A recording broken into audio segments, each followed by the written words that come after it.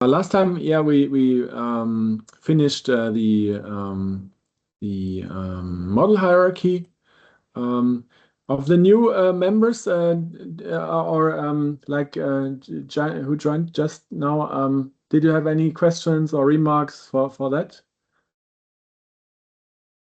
I don't think that's the case. Questions? So, yes, question?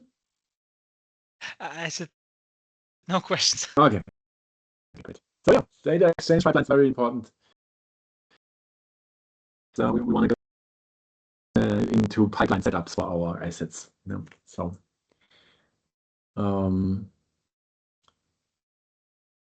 techniques for data extraction and transformation and hands-on experience. Yes. They need a little experience. But I think, yeah, we can go into it that. And yeah, trying always trying yourself is the best to learn.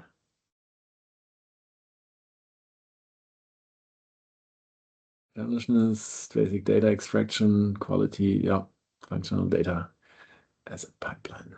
Okay, so yeah. Do we need some, yeah, we had all that frameworks, OpenUSD, so that's good. We have all prerequisites. Let's dive into it.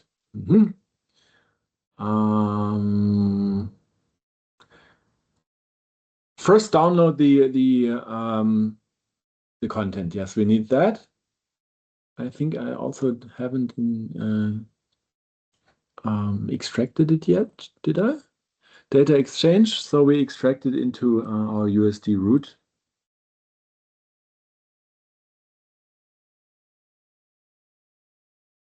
Here was also the asset structure, right? So data exchange extracted USD root. Yeah. Okay. Open the root, name for the user. We got that. And the data exchange also. Okay, we also have to activate our Python environment again, as usual. So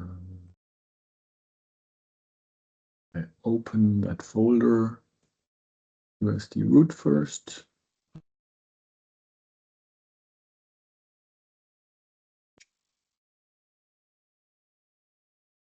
I'm using Cursor, but you can also use Visual Studio Code, right? So here we have our data exchange, makes sense. We need our Python.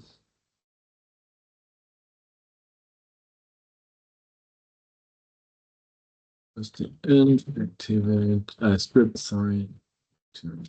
Now we have our environment set up. Okay, can I continue?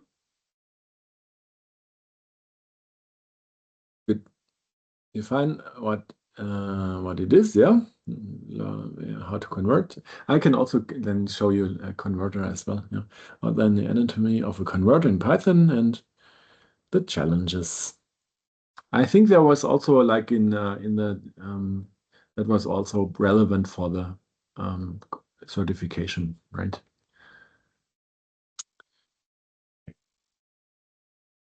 Well, we know what's USD. I think they compiled it a little from several sources, so this seems to yeah, recap like a few basics, right? But we know that it's from Pixar, and they did like the schemas and everything.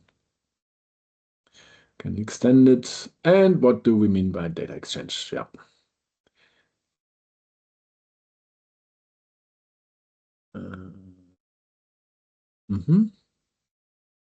Yeah, that's importing from STL and exporting to GLTF is I've come across that as well, like or some step or yeah, some CAT models. I'm sure Thomas also has like a lot of experience with that, these kind of import-export things. But therefore, I currently use Blender. What? I currently use Blender for that. Blender, yes. Blender is also good, yeah. So effective data mapping, yeah, that's important.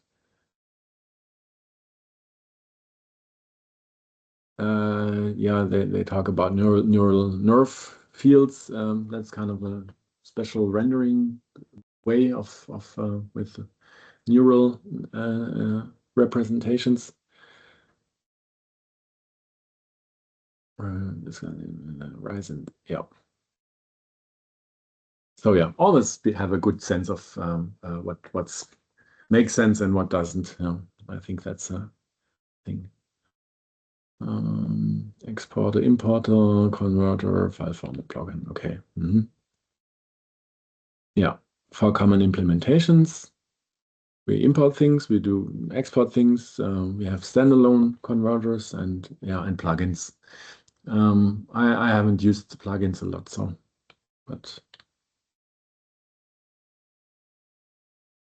yeah, you have to consider all kinds of factors.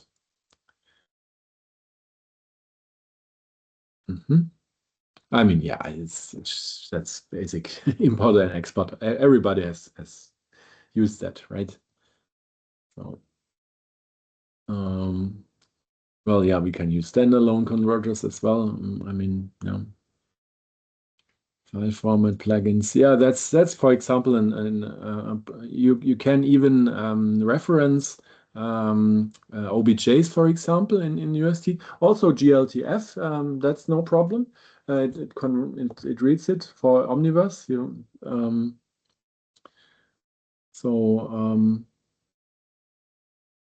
Yeah, that's all. It's just an asset reference, and it loads it via plugin.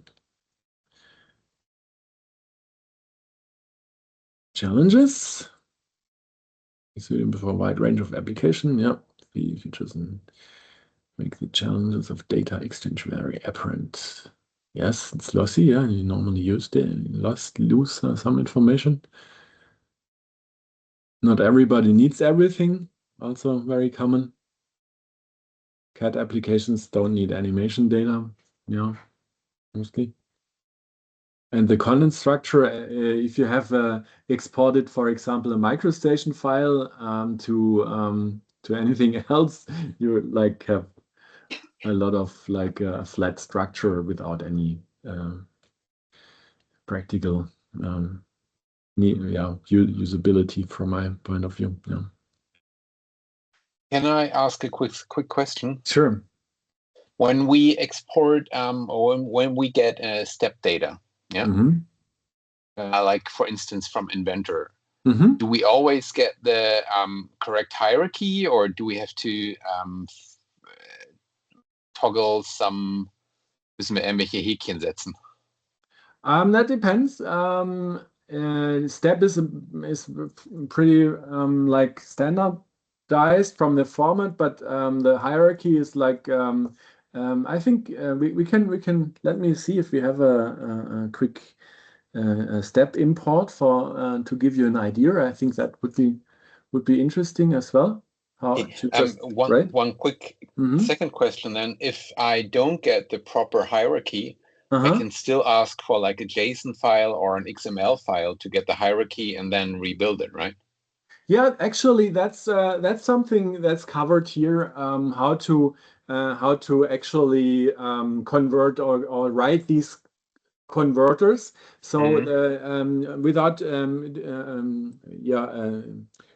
telling too much, but you always like first take the structure as it is in the source system, transfer this to USD, and then you transform it to make actually sense in USD with the USD capabilities. So I talk about it, but here that's basically the picture. Yeah, Perfect. It's basically extract and transform. that's exactly so how that's you do the it. ETL. Okay, yeah. Yes. But yeah, I think just to maybe try a little and do some import how it works. I just start the Kit app, or if you guys want to do it as well. But so we can just get also a feeling for it, right? So I have the Kit app, and I do like recalling launch to. I always use the Kit app to create like a composer standard, like vanilla app. So it's basically just simple Omniverse Kit application. It's loading, but this also has the cat. Here you see the cat converters. I just saw them. They're using the hoops here, hoops converter, which converts a lot of different formats here, JT as well. These are all cat import converters, right? And these are basically also in this structure. So you can also look into, well, these are C++, but yeah, normally you also get an impression from the source code. So see.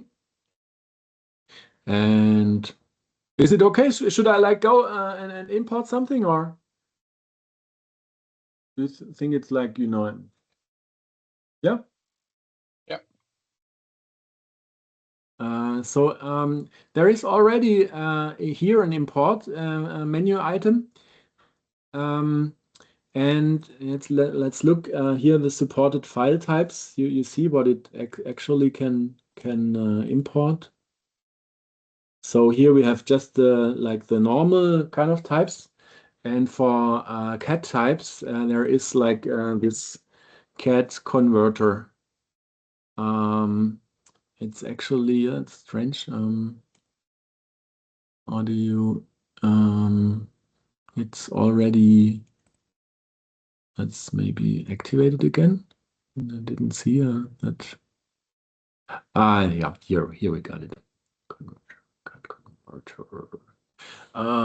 Yeah. I'm on a new Kit application. Let me just use another one. But yeah.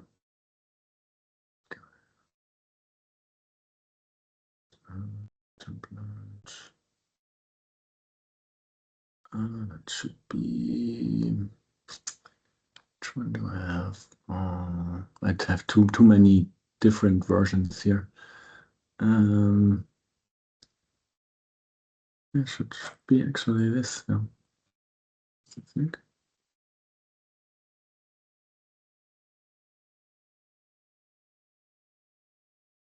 I'm on 902.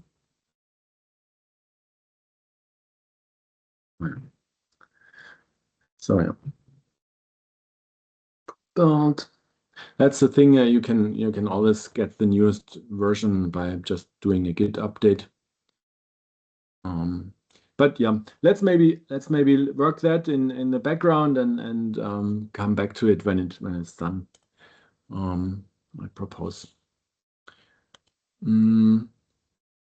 Yeah, we've been at the two-phase data exchange, extract and transform. That's exactly how you do it.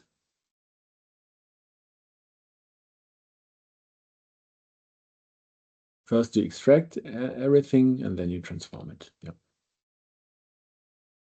Applying user export options, making changes to the content structure.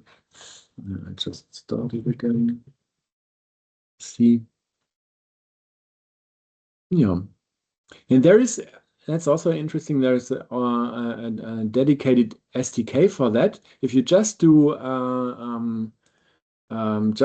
translate like files from one to another, you can use basically this Exchange SDK as well, right? Also samples and yeah, some code for that. can do it also in C++ if you like. Okay. So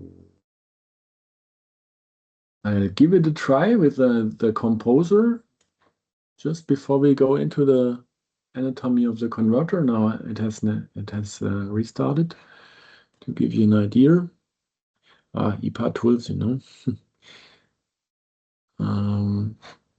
So what do I have? I'm looking for like KUKA. Yeah, maybe that. So I've got a KUKA ARM step, which seems to be an let's look at it. I'm using to look for cat assistant. That's an open source tool. It reads almost every cat file. Let's see what's inside. Oh, it seems to be pretty heavy. No, okay, yeah, that looks better. So here is that's I think SolidWorks, right? SLD, SLAM. It also knows SolidWorks. Where do I have it? I just took now any. I don't know what it is, but let's take that. Let's see. Here we have the step, and here here you have like the option. So for step, for example, yeah, that's what they are talking about. Yeah, this pretty common. So if you just want to convert the visible stuff, or there are normally in files there are also a lot of invisible things. That's if they should generate texture coordinates or texture mapping information with it, which is usually not present with CAD files. Instancing is that it like uses prototypes and an optimized structure. Metadata is always also interesting, especially for BIM, IFC data as well. And there are a lot of attributes which you get for information on, like, for example, is this concrete wall or wood? You know, it could be in the metadata. Up axis also always the case. Some systems are Y up or C up. Model units as well, right? And you choose between preview surface for the material. That works in pretty much every viewer, but it's not physically based correct. So that's there is an Omni PBR here, but that's not in the standard. So you have to basically choose, and it depends on the Why isn't there also Material X included? Ask NVIDIA. I don't know. Because they aren't there yet. I mean, they started to implement it into the 109. There is the OpenPBR material library, like physical material library. I can give it to you, Thomas. Yeah. Sure. Give you the link. But there is a lot of things that aren't working yet. And then especially when it comes to the MDL material graph inside Omniverse, it's broken, it sucks, it's hard to work with, and they know it. And there is like a new one coming, but the guy that's working on it, he is caught up with other stuff. So it's not on their priority. It sucks, in my opinion. But that's why I wrote my converter, Yeah. So that's now interesting. So with KUKA ARM step, I don't see any like geometry here in this converter. So let's see what we can do with this guy. I don't know. Haven't looked into it, but yeah. Now let's see what they do about it. That's the thing with converters. Oh yeah, looks good actually. So now the built-in converter has actually like done a pretty decent job, I'd say. Let's see how it looks. Yeah. If I want a stable, repeatable pipeline where I then update this and I have all the other stuff, do I build this in code outside of Omniverse or? Yeah, basically, you do scripting or also could do an action graph or what also that depends a little, But probably you do a script, And here you see a common approach for these instancing efforts. You have like these prototypes. That's actually so you what you want to have is like just one like unique geometry for a certain part, and then you want to instance it. For example, here at the these link elements probably should also be here you see like it's a reference. But what you also see here is that it probably, let's see, the hierarchy actually the hierarchy is pretty good, because when I move this it's moving everything, but I mean, for the robot, this should be better, right? So we move it, right? And everything above moves with it. So if the hierarchy isn't like converted, you end up moving single things. And here, the robot axes are actually converted correctly. So that's a good example, I'd say, for or not too bad, right?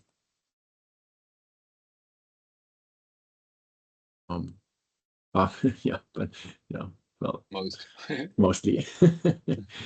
Well, it's this axis actually just, I think it's but as you see, there are some caveats, I'd say. So how would you fix it? In this case, you would move the pivot point to like to the center of the how do you say, like the joint? Yeah. And okay. And also, So would you move the pivot in here, or where would you move the pivot? That depends on your process, I'd say. So okay. If it's just a one-time adjustment and you don't want to replicate it, that might be sufficient to do it here. But you normally want to have stable pipelines, right? So manually doing things is bad smells, kind of, right? So you fix it. You fix it in the original and set the pivots there, and then next time you export it, re-import it. Okay. Well, that's basically also a point of this transform step. If that's the thing how it's built in the source system, you just take it and then you like transform it. By the way, is there a consideration, or is it just random that we now have the CAD data structured along the articulation? Because typically when I used robots and imported them from CAD, it was structured regarding like the physical components. So the axes were next to each other and not hierarchical. No, then you kinematize it and it's fine, but exactly regarding the structure. So this is hierarchical in the axis and in the elements. Is this any benefit? Downside I don't see. I don't know. I don't know this model, so I'm not sure about what's actually the reason to do it like that. But as you said, normally this is missing the actual joint structure. So that a physics engine actually also knows this basically will move if you don't apply a force to it and I wasn't referring to the type of prims, but to the hierarchy. So, yeah. But okay. you would do like here. Basically, the thing is fixed because it's in the hierarchy below, like okay, right. And so, and with a physics engine setup, you wouldn't do it like that, but you would have like just a plain list of elements, and well, it depends also, but you would then add additional constraints as like physical constraints, like joints, which define how this can move. Okay. Would you put like this definition that you put on top? Is that in an overlayer, or how do you do it? Yeah, normally I'd say, yeah. Okay, so you construct, and in this overlayer, do you just move the pivots then in there? Maybe we can also open like and that's then basically what's done in Isaac Sim. Normally, these all these robot related activities. I don't think we have now the physics the tools enabled here enabled, but I think I have Isaac Sim here. Or do you guys have, anybody of you has Isaac Sim on the already running? Julian? Also. But there you see you can then watch the joints. We don't have them here, right? No. So while we continue, I'll try to start up the Isaac Sim, and then maybe we can have a look. So I've got it. Also, maybe this is something. Isaac Sim is also built on. It's a robots teaching simulation platform, I'd say, even built on Kit. So if you want a pre-built Kit app with a lot of elements and extensions, you can just download it and run it. It's pre-built, so that's maybe also some interesting thing. I'll give you the link. Should be that guy. Yeah. Here. Yeah. Windows and Linux pre-built, so that's pretty convenient. I put the link into here. They have a different version. Yeah, the currently I think they're based on 108, so they're not on, or 107 even. I don't know. They don't use the newest version. But still, there's also one more thing. If you work in Isaac Sim, Isaac Lab on the one hand, and then you go to the composer, Isaac Sim and Isaac Lab are meters per default. Yeah. And the composer is centimeters, and that may cause you some trouble. So be careful. Yeah, and it's like an 8 gig download, so it's pretty lot. I'll start it in the meantime, and let's continue then.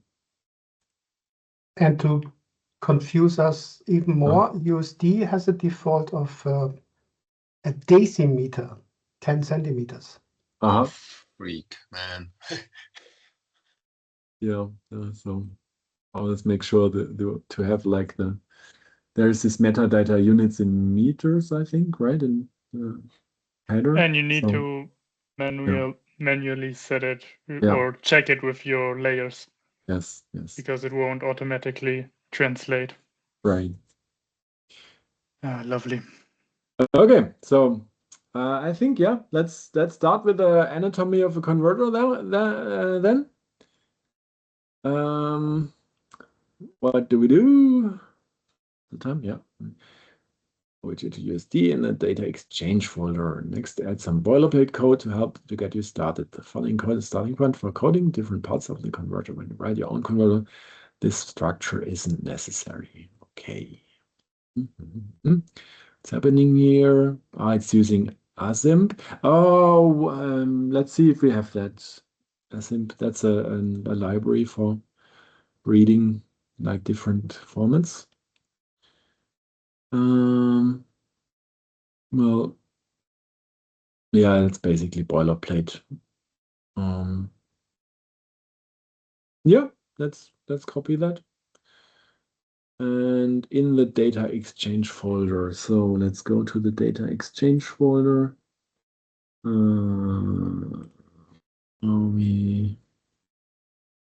Data exchange folder. Do we already have something like that? No. So new file. What is that? Conf obj? No. I tend to forget the obj to USD. Let's do it by the book.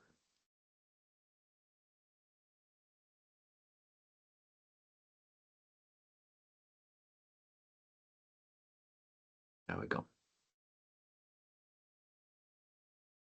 And at the boilerplate code, copied.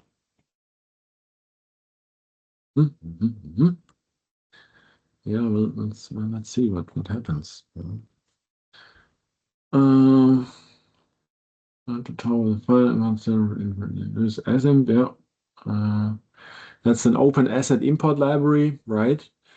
It has also a lot of plugins, and so it can read a lot of different geometry files. Yeah, that's basically done if you do it standalone. That's Python, right? It takes some input command line arguments, input, output, and up axis. And so the argument part we call main. Our main does not exist. The definition add code below. Write the following function def main. Don't we have a main? Oh yeah, it calls main here, right? We don't have that. Let's copy it and add our main function.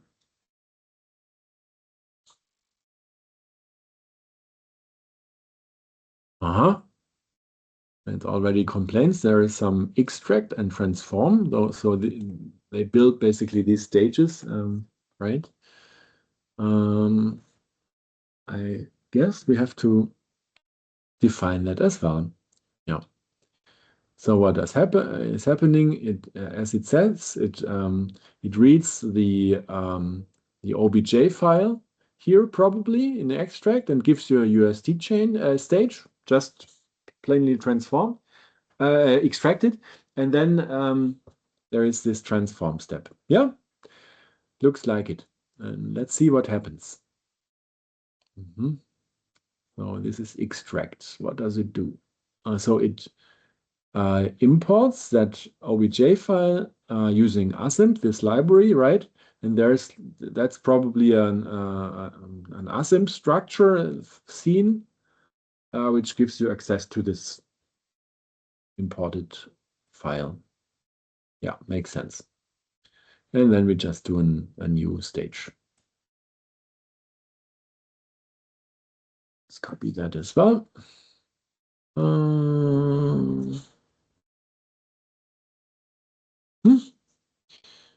And extract, yeah. It has extract now, but we didn't actually extract something yet, but still. You'll notice we're going parsing the scene data. Yeah, that's gonna be next, parsing actually the data. And we need this transform step, which basically then mangles it and brings it into the form we need or we want. Okay.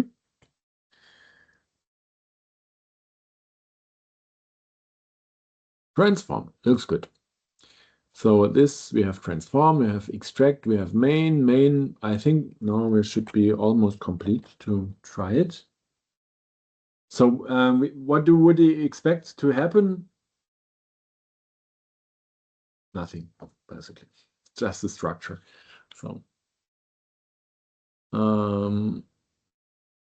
okay, extract data, right, transform, right. We will not exit the script yet, but we will continue to build upon it throughout the rest of the exercises in the module.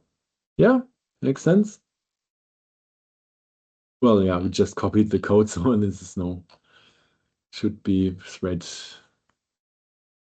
like that. Okay. Now let's extract some data. We will define benefits of data extraction, examples of data mapping, learn to start data mapping. Yeah, makes sense. Data extraction. Output looks like it did in the source. Yeah, again, easier to understand. Yeah, that's also my experience.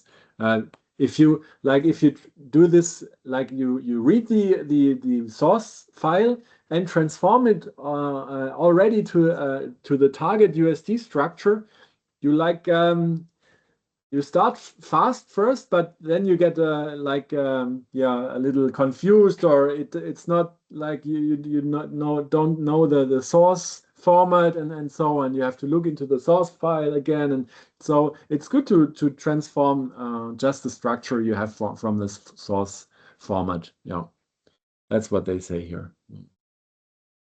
For debugging, it's really good. Yeah. Simplifies round tripping of data, and exactly, exactly like the source structure in USD, just mirroring basically the source elements, and then okay, I've transformed it like that. So and you can get it back in this direction more easily as well, because right? You just have to map USD to USD and not something else. Transient data. The output USD data from the data space is often treated as transient data, and also often exportable. Often choose not to write the data extraction output to disk and only output the transformed data, which is better suited for end users. Yeah. So you necessarily don't have to write the source structure as well as USD. You just use it for work. You can write it out for debugging. That makes sense. Right. Also, can you extend on this one more time? Yeah. What they talk about here is that the thing you read in as from the source format, you first replicate the source structure and the source content basically in USD, right? But that's in memory. You don't necessarily create a USD file from it, right? So because then you take this USD structure and you transform it, and you just want to write out the result, which is doesn't have to be the complete file. Or as you see, I could check this box only visible elements, for example. So this would omit we can see all your screen invisible right now. things. Yeah. What? Yeah. Okay. You don't see my screen? Yeah, we see not the Omniverse. Yeah. I just was referring to it. Yeah. Okay. Just stupid question. Visible data. Yeah, which this is the data that is being activated as visible. Yeah, it's not the data which is only visible to the camera. Yes. Not interiors. So it's visible in the stage tree. Yes. Okay. Which it has basically the attribute visibility. Being visible. Yeah. Yeah. But I mean, if your converter is you write and it says convert only geometry visible to the camera, then that would be an extra option, and you would implement that, right? You would read in the whole scene. Then when traversing the scene, you would check, is it in the view frustum of the camera, and if not, you would not write it out. So could do that as well. Okay, but if I would only try to get the outer hull, then I would have to grab the object, put it into a scene, have a camera running around, and see what's in the frustum, right? If I only want to capture the visible. That could be an approach, but you wouldn't do that. Basically, you would work with maybe a library or so. That's basically how do you say? Yeah, there are other ways to do that. You wouldn't do it like that. Yeah. Okay.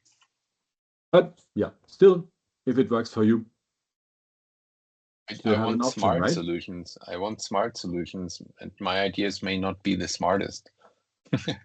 Well, let's continue so exactly that was say examples of trends in data. That's exactly could be useful during transformation, texture and material. Exactly. So when converting to formats, right? From one format structure to another. FX may contain complex shader information, right? Yeah.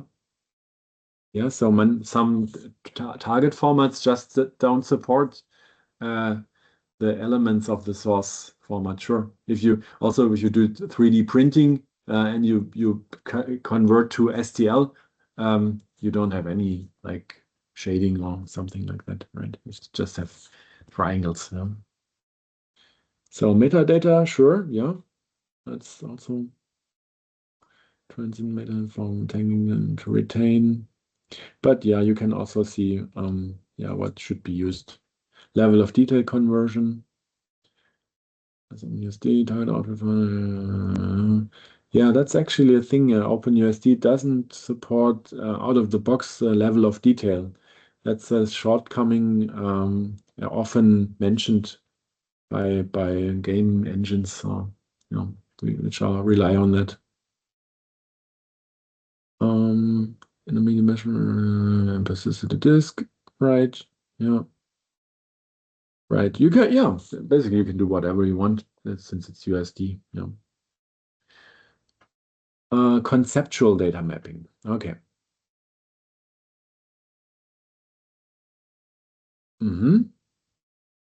Conceptual is crucial, yes. Now, analyzing how to map data models from one format to another.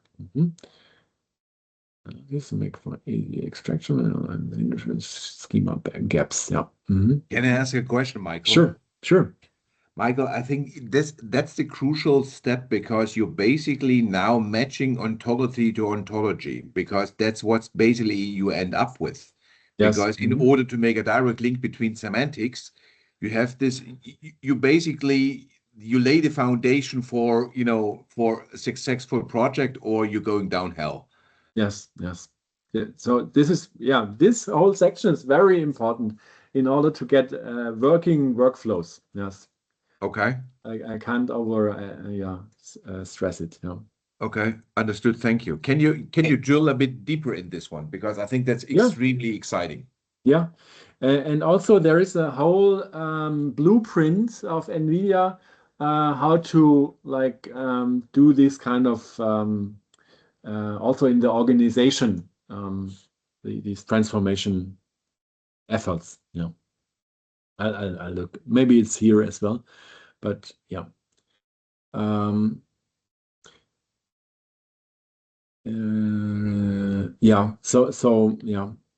It's basically are there the same concepts in source and target format? And that's a lot of thinking with domain experts also to map that.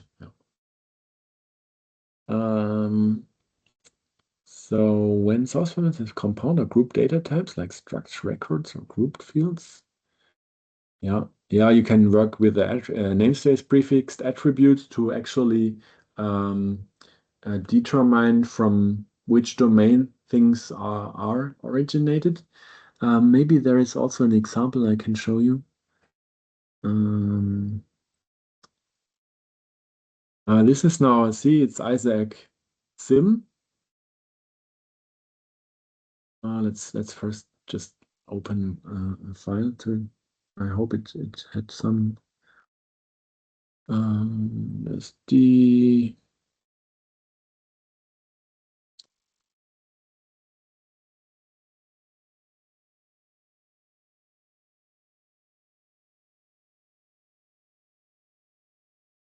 If this doesn't have any attributes, we can have a look to others where I know.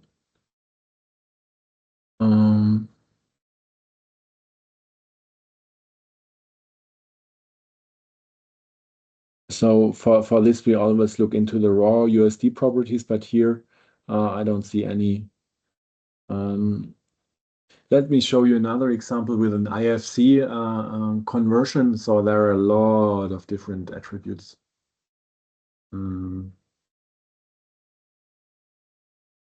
Because, for example, the IFC standard, they define a lot of different attributes for different components and elements. And yeah, first good step is to actually just convert that and make it available to USD clients. This you would do outside Omniverse. Let's maybe look into IFC sample, and I have to look if I can show you that small building. Let's try with that. So that's an IFC file, right? So it's from the BIM world, building information model.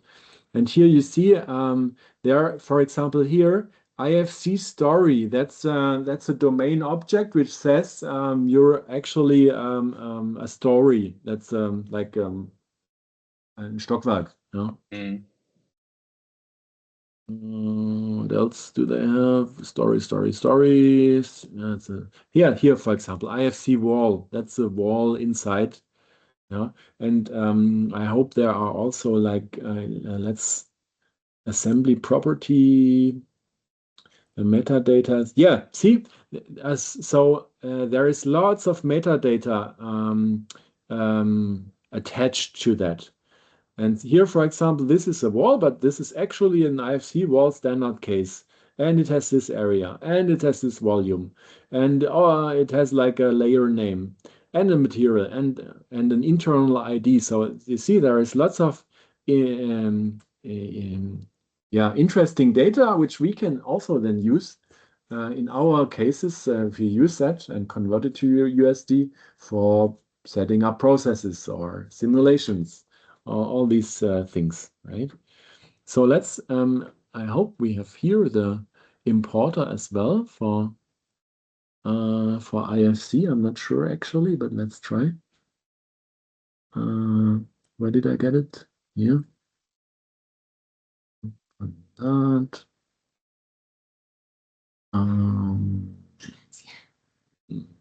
Später. Let's see, here we go. Ah, yeah, it seems to. What did we have? Like the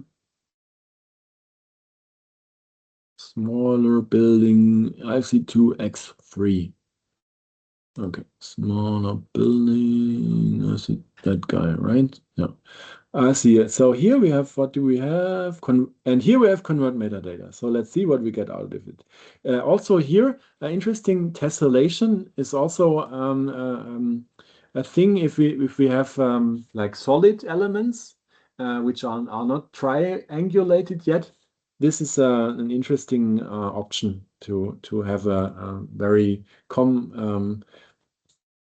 like a detailed object or just a coarse thing. So let's keep it with medium. Yeah, let's see what we get out of that. What? Whatever. Dismiss. Ah, yeah, we have. Ah, yeah. That was not optimal. We have now imported it to the robot. So let's try that again.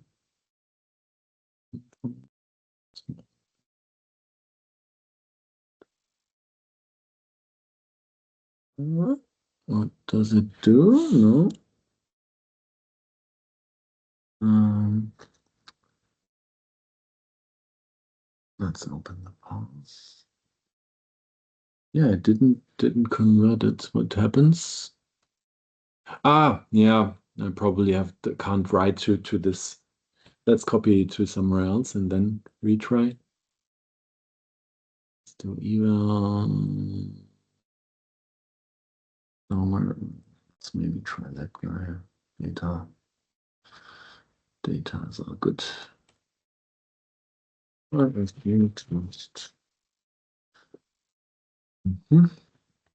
So I put it here. Maybe that's better, right?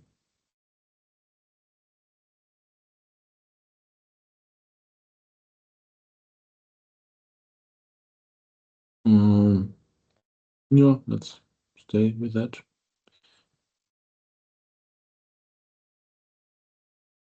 Ah, yeah, now we have it. That's one, and see, it already has written it here. So what do we have? Yeah, that looks like it. Maybe let's some better. Well, yeah, let's But let's look into what it has actually converted.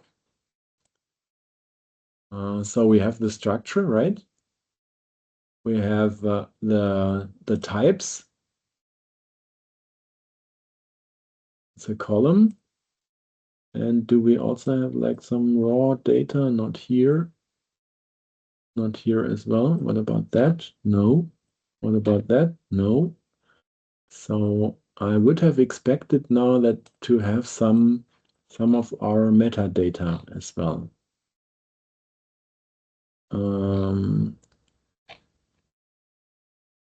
But I don't see, or did it just, no, huh? IFC column, there should be metadata, no?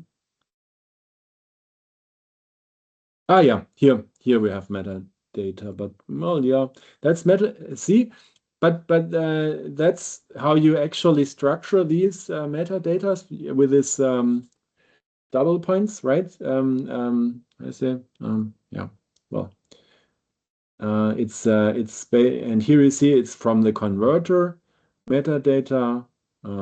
Yeah, when it converted it. That's called namespaces. Yeah. But how do you say like that? The double points?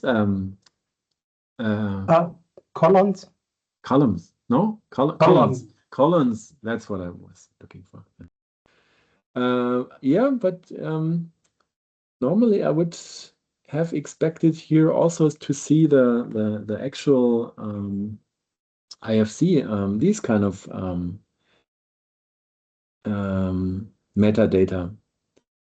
So I don't see the horizontal area, for example. So that's you kind of look into it. Why maybe it's just here.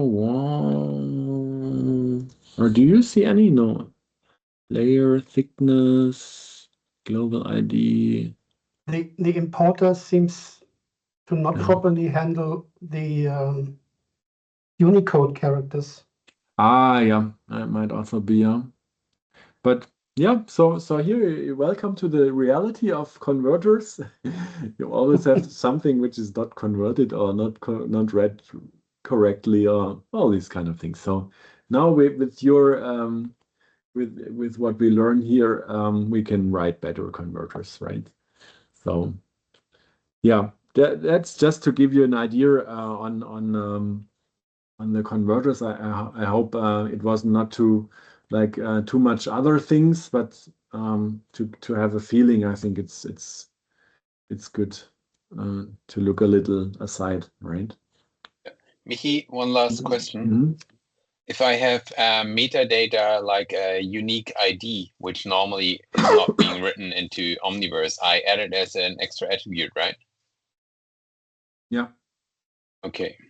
I would, yeah, always good in my opinion, because if you have if you want to do the mapping back at some time, and that's what you are depending on, yeah. If the other system is based on IDs, in USD you can either determine the element by its path, right? But still, yeah, if it relates to something else in another system, you just use write it to an attribute. Yeah. Okay. The problem with attributes is if those attributes are not part of an existing schema, then you either have to call it custom, or you put it into a dedicated reserved dictionary called custom data in camel case. And then it can be piped through your whole pipeline. But with attributes as well, so it's basically the custom. If an attribute is custom or not, that's just a flag, basically, So it depends on the source system or on the consuming system how they interpret it. But as maybe this custom data, or that's basically also metadata for you can put it in there. Do you have an example as well, or I think there. So for example, copyright remark can be put into this special custom data dictionary. And this is also a place to look for.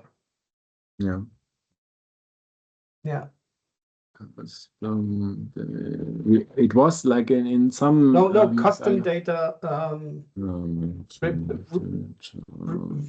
written together. There we go. Yeah, that's it. I was looking for that. Right. So it's basically a dictionary, and you can. What does it put the get custom data? There should be also like a set. No. Where did it set custom set metadata? There we go. Set metadata custom data. There we go. That's how you set it. It's just a meta. And the difference between attributes and metadata. Attributes have time sample support, basically. Metadata is time independent.